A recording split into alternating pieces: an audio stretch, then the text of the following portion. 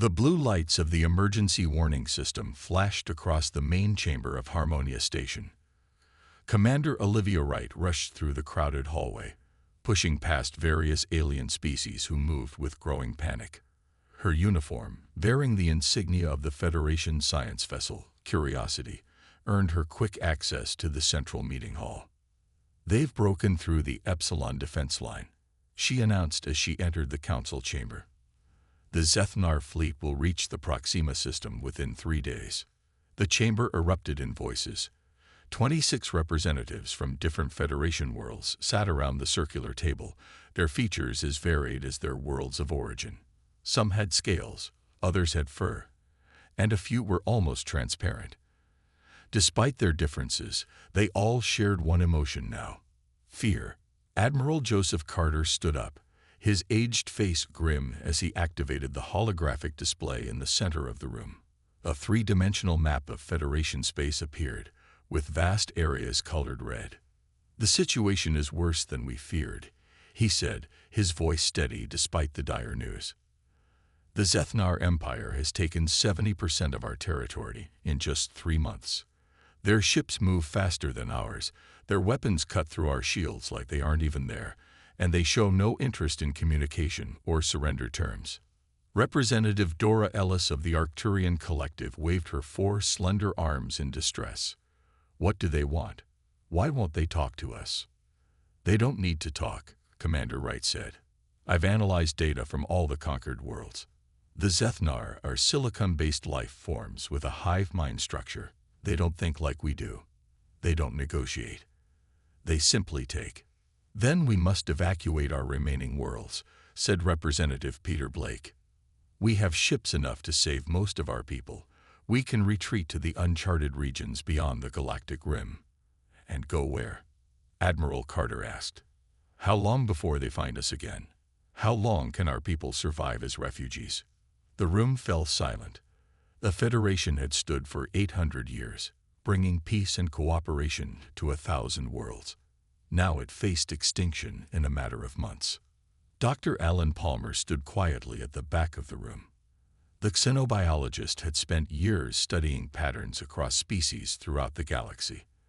As the council debated evacuation plans, his mind raced with connections no one else had made. "There is another option," he said, his voice barely audible. Admiral Carter noticed him and nodded. "Speak up, Doctor." Dr. Palmer stepped forward, nervously adjusting his glasses. "I've been studying all the species conquered by the Zethnar. They share one significant trait with all Federation members. They evolved on worlds without apex predators." "What does that have to do with our current crisis?" Representative Ellis asked. "Everything," Palmer replied. "The Zethnar evolved without natural enemies too. Their strategy, their psychology. They've never had to feel fear. They don't understand being hunted." Admiral Carter's eyes narrowed. "Go on." "There's a sealed section in our ancient archives, records of a world the early Federation discovered and immediately quarantined. A death world they called Earth." The mere mention of the name sent a wave of unease through the council. Earth was forbidden knowledge, a dark legend. The inhabitants of this world evolved alongside predators. They became predators themselves. They developed intelligence not despite this environment, but because of it. Palmer's voice grew stronger. "They're called humans. The Earth protocols are sealed for good reason," Representative Blake protested. "Those creatures are dangerous, unpredictable." "Exactly what we need," Palmer said. "The Zethnar have never encountered a predator species. They have no concept of what it means to be hunted, to be afraid." Commander Wright stepped forward. "You're suggesting we break the Earth quarantine, that we contact these humans?" Dr. Palmer nodded slowly.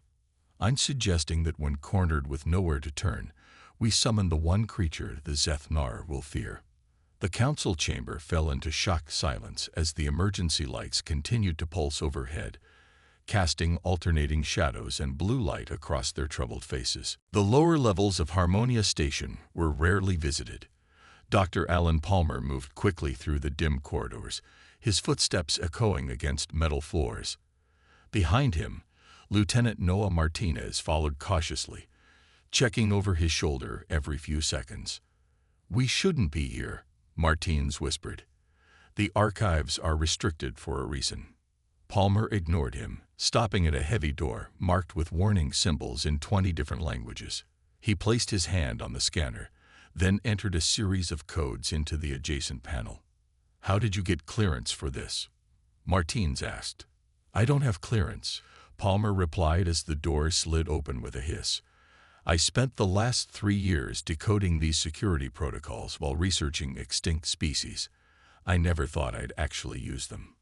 They entered a vast circular room filled with ancient data storage units. The air smelled stale, untouched for decades. Lights activated automatically, revealing rows of sealed containers stretching into the distance. "This section contains records from the early Federation explorers," Palmer explained. "Before we established the non-interference policies, before we learned to stay away from predator worlds." Martinez looked uncomfortable. "My grandmother used to tell stories about Earth. She said humans eat other animals, that they hunt for sport." Palmer nodded as he searched through the archives. "Those are some reasons the Federation quarantined their system. But there's more to it." He stopped at a container labeled Expedition 2187, Sol System. "Here it is." The container opened to reveal old data crystals. Palmer carefully extracted one and inserted it into a portable reader. A holographic display appeared, showing the log entries of a Federation scout ship. "They sent 12 scouts to Earth almost 300 years ago," Palmer said. "Only 5 returned. The reports were so disturbing that the Federation Council ordered all contact ceased immediately." Martinez leaned closer to read the display. "Wait, these humans look almost like us. 2 arms, 2 legs, 1 head. They don't seem very threatening." "Keep reading," Palmer said grimly. As Martinez scrolled through the report, his expression changed from curiosity to concern. "They detected the scout ship despite our cloaking technology. They tracked it for days without revealing themselves. And then," his voice trailed off, "and then they greeted the scouts with weapons ready but not firing. A demonstration, not an attack," Palmer finished. "The report describes them as apex omnivores with psychological warfare capabilities. They knew our scouts were watching, and they wanted us to know they knew." Martinez looked up. "The reports say they have wars among themselves. They fight each other." "Yes. Unlike any Federation species, they evolved competing against predators and each other. They developed not just physical strength, but strategic thinking. The ability to predict behavior, to plan attacks, to understand an enemy's weakness." Palmer pulled out another data crystal. "This is what we need. The Federation created a special protocol after that first contact. A way to reach Earth if we ever faced a threat we couldn't handle alone." "You're really going through with this?" Martinez asked. "The Council approved it an hour ago. We're out of options." Palmer showed Martinez a small device. "This transmitter is designed to penetrate the isolation field around Earth's solar system. We'll send a message explaining our situation and offering technology in exchange for help. And you think they'll just agree to fight our war?" Palmer's face was solemn. "According to these records, humans have a strange concept they call heroism. They're driven to protect others, even at risk to themselves. They also love challenges and are naturally curious about alien life. We're banking on these traits." Commander Samantha Lee entered the archive room, her uniform indicating her position as Harmonia's security chief. "The transmission chamber is ready, Dr. Palmer. Admiral Carter wants this done immediately." As they left the archives, Martinez asked one final question. "What happens if we succeed? If a human actually agrees to help us?" Palmer didn't look back as the heavy door sealed behind them. "Then we pray we can control what we're about to unleash." The transmission chamber was the highest point of Harmonia Station, a dome of transparent material that offered a clear view of the stars. Dr. Palmer stood beside the modified communication array while council members and military officers watched from a safe distance. "How do we know they'll even understand our message?" asked Representative Blake. "Their language, their thought patterns could be completely alien to us." The original contact team created a basic translation matrix, Palmer explained. "We've updated it with linguistic patterns from Earth broadcasts that occasionally leak through their system's isolation field." Admiral Carter stepped forward. "The Council has approved this action by emergency vote, but I want it noted that we do this under extreme duress, if there were any other option." Ambassador Kelly Stone interrupted him. "We've exhausted all other options, Admiral. The Zethnar refused our last 3 attempts at peace talks. Our remaining fleet will be overwhelmed within weeks. Sometimes survival must take priority over caution." The room fell silent. Even those who had voted against the plan understood their desperate situation. Palmer activated the communication array. The machine hummed to life, its energy readings climbing rapidly. The message includes a brief explanation of our situation, images of the Zethnar attacks, and an offer of advanced technology in exchange for assistance. We've also included coordinates for a safe meeting point. Commander Lee monitored the security systems. No sign of Zethnar ships in our immediate vicinity. If we're going to do this, now is the time. Palmer pressed his hand against the transmitter's activation plate. A beam of energy shot from the station, aimed toward a distant point in space. "Message sent," Palmer confirmed. "Now we wait." The waiting was the hardest part. For 3 days, the Federation Council continued evacuation preparations while monitoring the communication array for any response from Earth. The Zethnar fleet moved closer, conquering 2 more systems. On the 4th day, as hope began to fade, the communication array activated. Everyone rushed to the transmission chamber.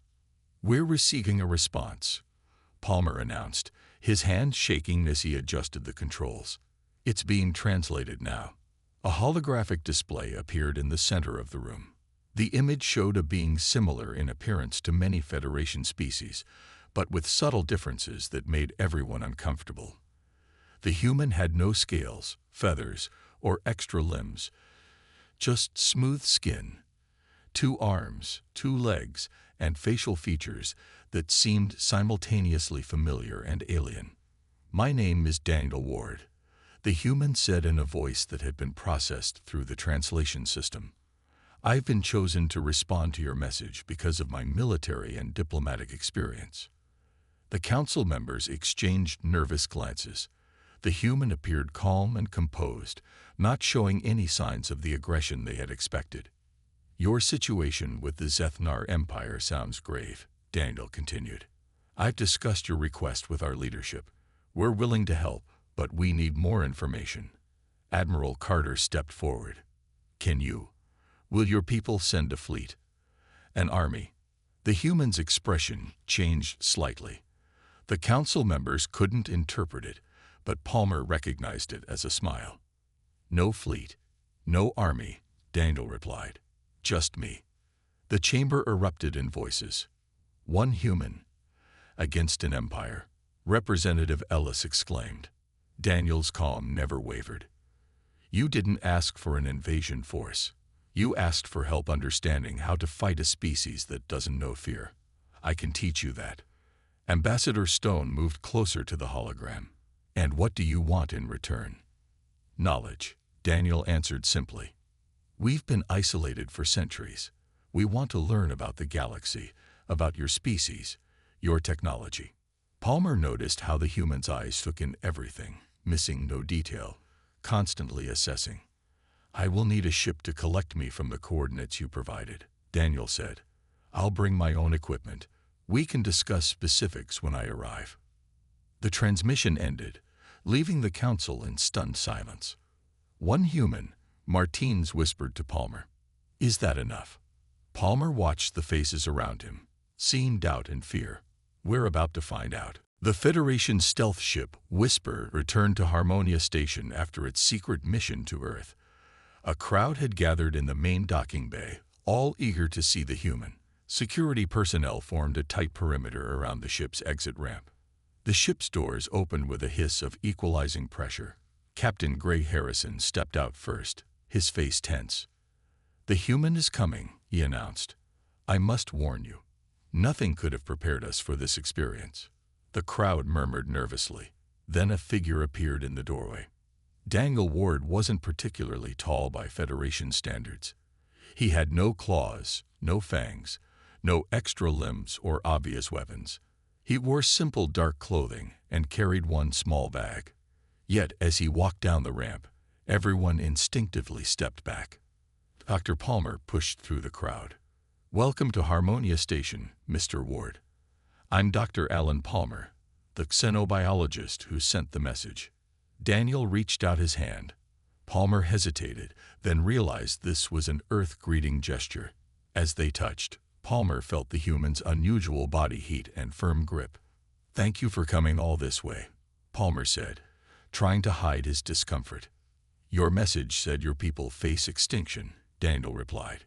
His voice was deeper in person than it had sounded through the translator. "That's not something I could ignore." Admiral Carter approached next. "The Council is waiting to meet you. But first, our medical team would like to examine you." "Standard procedure." Daniel nodded. "I understand your caution. Lead the way." In the medical bay, Dr. Emma Ross conducted the examination while armed guards watched from a distance.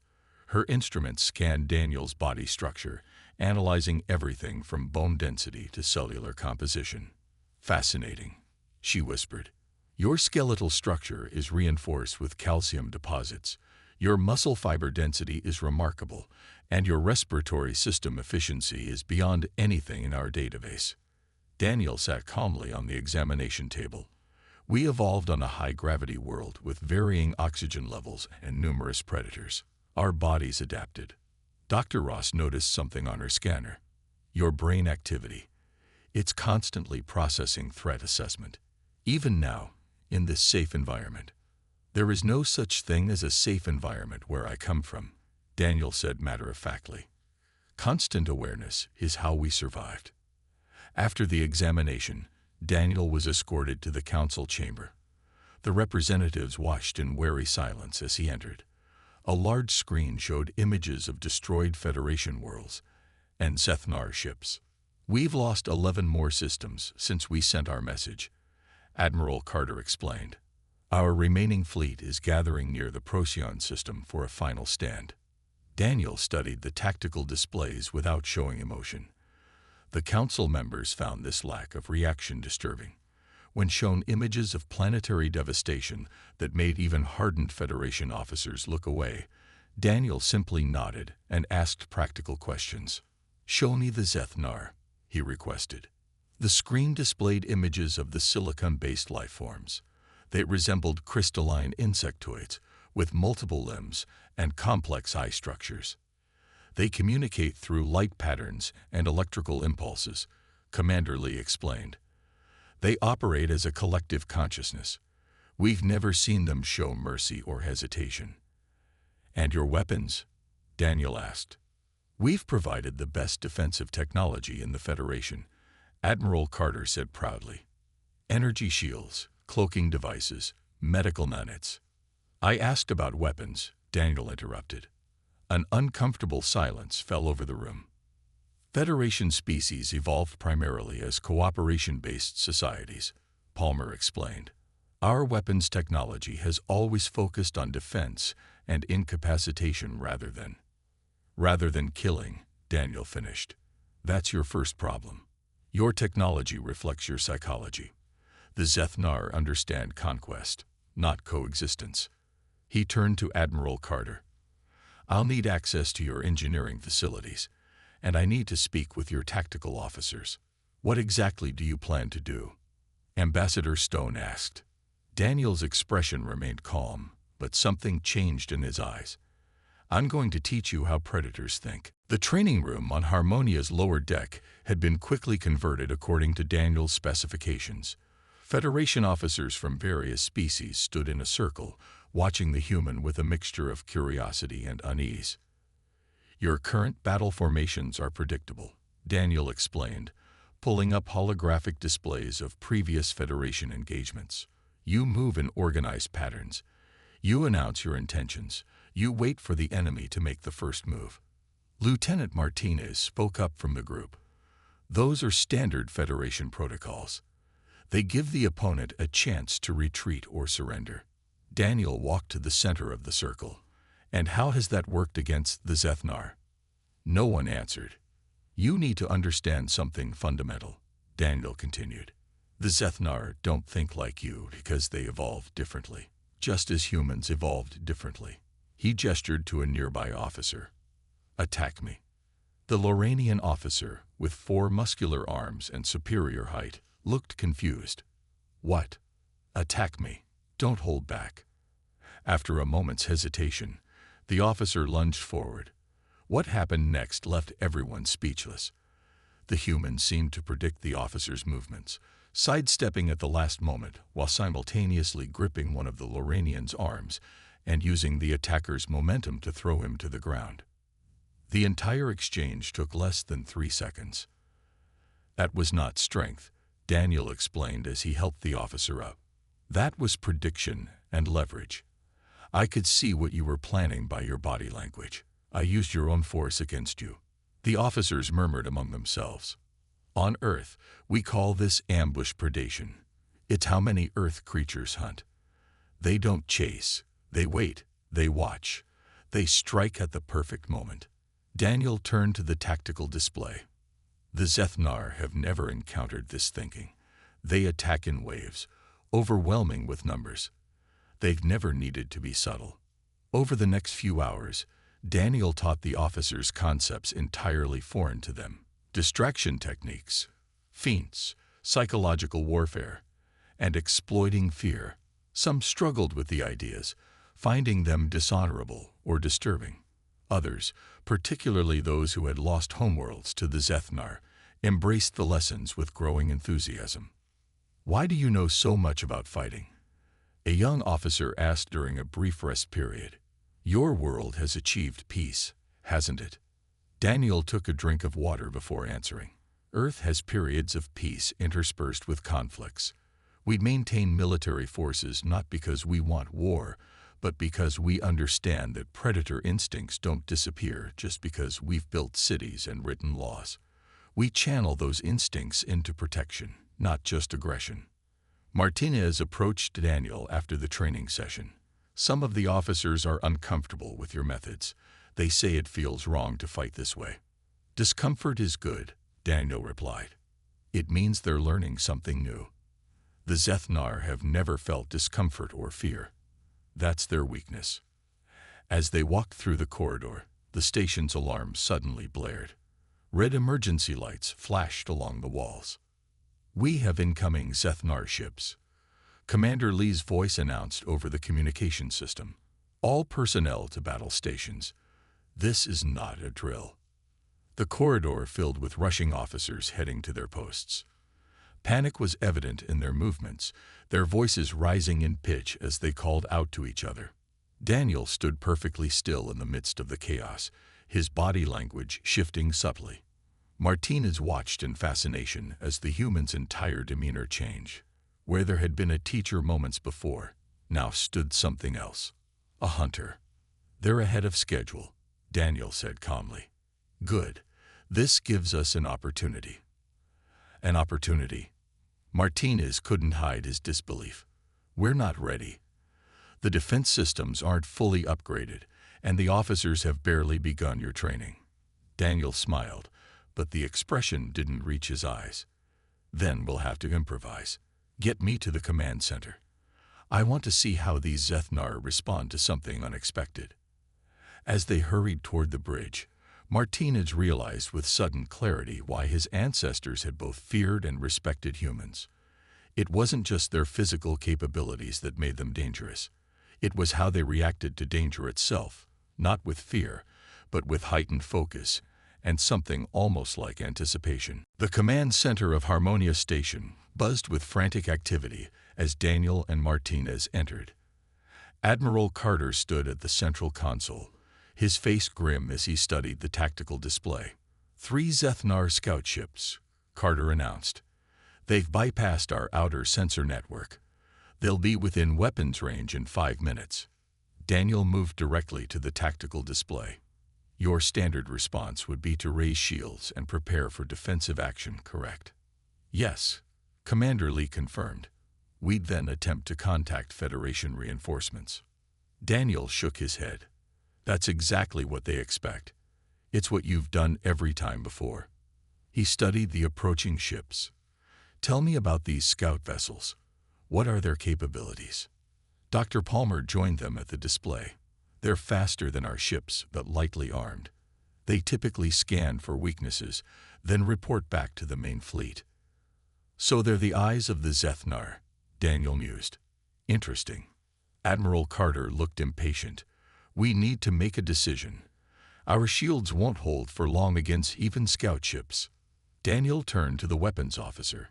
Do you have anything small, fast, and maneuverable? Anything that could be remotely piloted? We have maintenance drones, the officer replied uncertainly. They're used for external repairs. How many? 26 operational units. Daniel smiled. Perfect. Here's what we're going to do. Minutes later, as the Zethnar ships approached, Harmonia Station appeared to be making typical preparations. Shields raised, weapons systems powered up, communications channels open for distress calls. But something unusual was happening in the maintenance bay.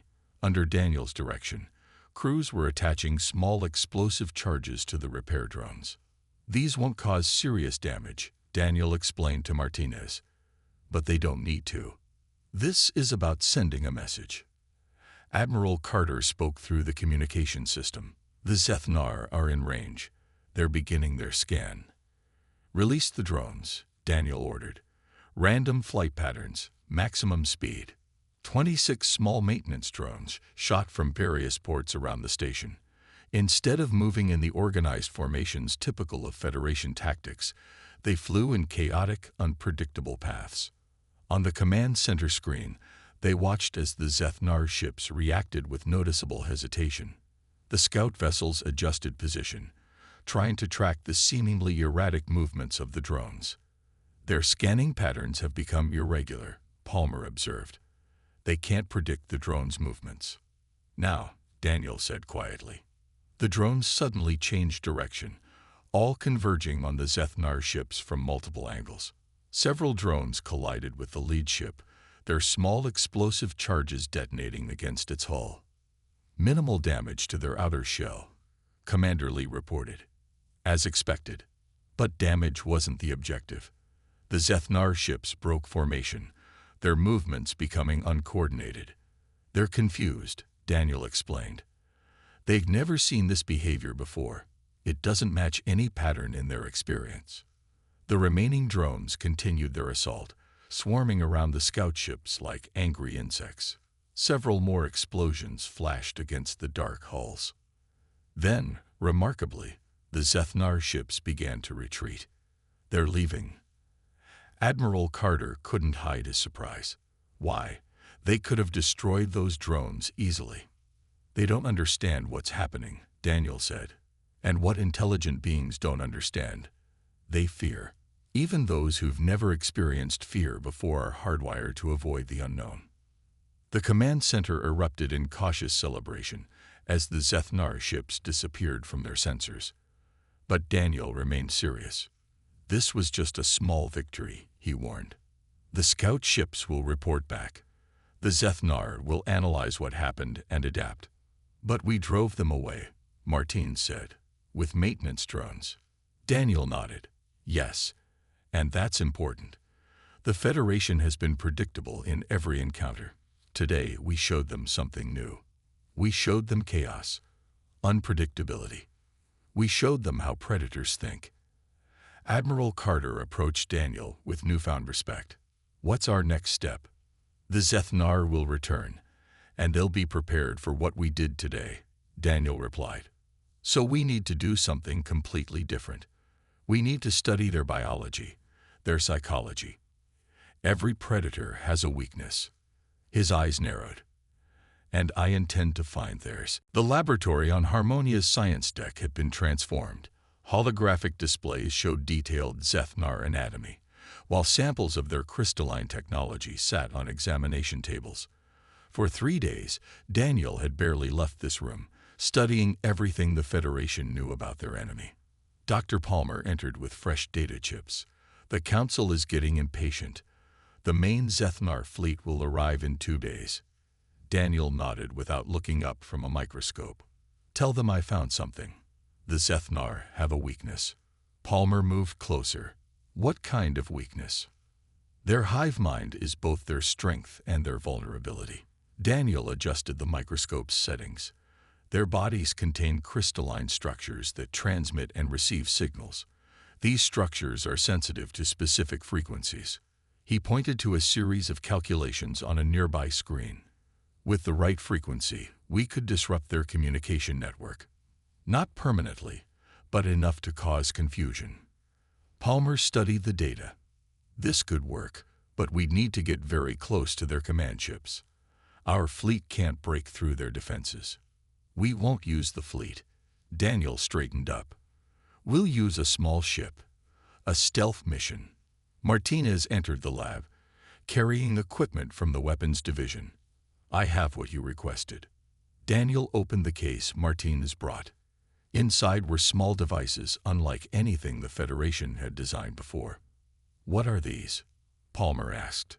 "Sound bombs," Daniel explained, "based on Earth technology, but modified for Zethnar biology. They'll emit the disruption frequency when detonated." Martinez looked skeptical. "The Council won't approve a direct attack on the Zethnar command ship. It's too dangerous." "They don't need to approve it," Daniel replied calmly. "I'll go alone." Palmer and Martinez exchanged concerned glances. "That's suicide," Palmer said. "Even with stealth technology, you'd never make it past their defenses." Daniel smiled slightly. "You're thinking like prey, not a predator. The Zethnar expect frontal assaults or defensive postures. They don't expect infiltration." He activated a holographic display showing the Zethnar fleet formation. "Their ships are designed to detect and counter large energy signatures, but something small, moving unpredictably, that might slip through." Commander Lee entered the laboratory, her expression grim. "The Council has agreed to hear your plan, but they're preparing evacuation protocols. Many believe Harmonia is already lost." In the Council chamber, Daniel outlined his strategy. His calm confidence stood in stark contrast to the fear evident among the representatives. "This is madness," Representative Blake argued. "One ship against their entire fleet." "Not against," Daniel corrected. "Through. We target their command structure, not their numbers." Admiral Carter studied the tactical projections. "Even if you reach their command ship, how will you get on board?" "The same way Earth predators have hunted for thousands of years." Daniel's voice took on a new intensity. "By making myself look like I belong there." He revealed images of a small vessel modified to resemble Zethnar scout ships. "Your engineers have been working on this for the past 2 days. It won't fool their scanners up close, but it might get me close enough." Ambassador Stone leaned forward. "And once you're aboard their command ship, what then?" "I place the disruptor devices at key communication nodes," Daniel explained. "When activated, they'll temporarily sever the connection between the Zethnar leaders and their fleet. And in that moment of confusion," Commander Lee began. Daniel nodded. "Your remaining ships launch a coordinated attack on their now disorganized forces." The Council chamber fell silent as the representatives considered the plan. "I'll need volunteers," Daniel said. 2 or 3 officers familiar with stealth operations." To everyone's surprise, Martinez stepped forward. "I volunteer." Commander Wright from the science vessel joined him. "As do I." Admiral Carter stood up. "We should vote on this plan immediately. Time is running out." As the Council members cast their votes, Daniel watched them with interest. He saw fear in their movements, their expressions, but he saw something else too, something that hadn't been there when he first arrived. Hope. The vote is complete, Ambassador Stone announced. The mission is approved. Daniel nodded, his mind already focused on the challenge ahead. Then we leave in 6 hours. The Zeth-Nar are about to learn what it means to be hunted. The modified scout ship moved silently through space, its engines running at minimal power. Inside, Daniel checked the stealth systems, while Martinez monitored the Zeth-Nar fleet ahead of them. Commander Wright managed communications with Harmonia Station. "We're approaching their outer defense perimeter," Martinez reported. "At least 50 ships between us and their command vessel." Daniel studied the tactical display. "See how they're arranged in a perfect geometric pattern. No randomness, no adaptive positioning." He plotted a course through the formation. "They expect attacks to come head-on or from predictable vectors. So we do the unexpected," Wright said, understanding dawning on her face. "Exactly. We fly directly toward their weakest point, then change direction at the last second. Their response time will be delayed because it requires consensus through the hive mind." The small ship accelerated, moving straight toward a gap between two large Zeth-Nar cruisers. Just as the enemy ships began to respond, Daniel yanked the controls, sending their vessel into a spinning dive that no Federation pilot would ever attempt. The maneuver worked. They slipped between the Zeth-Nar ships, which turned too slowly to intercept them. "Their command ship is directly ahead," Martinez announced, his voice tight with tension. The massive vessel loomed before them, its crystalline structure reflecting the light of nearby stars. Unlike Federation ships with their clear command bridges and living quarters, the Zeth-Nar command ship was a single integrated organism. "Docking will be impossible," Wright observed. "Their hull has no external points of entry." Daniel nodded. "We're not docking. We're breaking in." He activated a small cutting device. "This will melt through their crystalline hull. The disruption should be minor enough that their collective won't immediately notice." The scout ship eased alongside the enormous command vessel.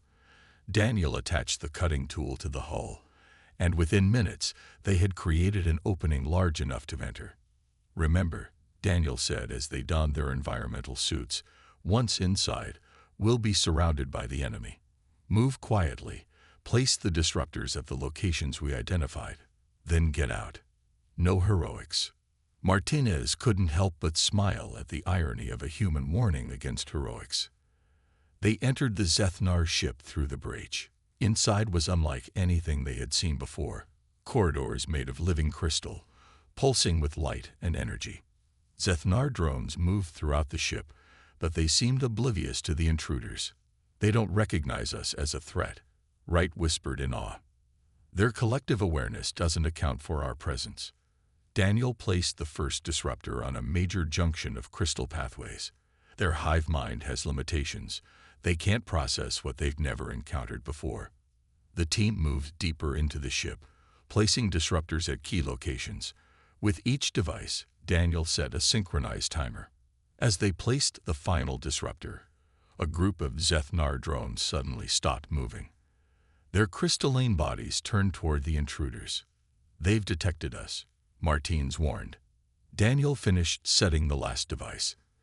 "Timer's set. We have 5 minutes to get out." They ran back through the crystal corridors, pursued by increasingly agitated Zeth-Nar drones. When they reached their entry point, dozens of Zeth-Nar were closing in from all directions. "Go," Daniel ordered, pushing Wright and Martinez toward the scout ship. "I'll hold them off." Before they could argue, Daniel activated the smaller version of the disruptor in his hand. The nearby Zeth-Nar froze, their communication temporarily scrambled. It was enough time for all three to make it back to their ship. As they pulled away from the command vessel, the disruptors activated simultaneously. A wave of energy pulsed through the Zeth-Nar ship. The effect was immediate and dramatic. The perfect formation of the fleet collapsed into chaos. Ships moved in random directions, some colliding with each other. "It worked," Wright gasped. "Their connection is broken." Daniel opened a channel to Harmonia Station. "Admiral Carter, now's your chance. Launch the attack." The Federation fleet emerged from hiding and engaged the disorganized Zethnar ships. Without their collective intelligence guiding them, the enemy vessels fell one by one. As their small scout ship rejoined the Federation fleet, Daniel watched the battle unfold. For the first time, the Zethnar were experiencing something humans knew intimately: fear. What happens after this? Martins asked quietly. Will your people join the Federation? Daniel looked thoughtful. Perhaps. But first, the Federation needs to understand that the galaxy isn't always kind. Sometimes survival requires embracing what you fear most.